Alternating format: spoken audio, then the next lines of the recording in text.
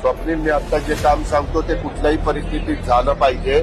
वाडा कात्रज दूध मार्गावर काम करत असताना त्यांचं अपघाती निधन झालंय.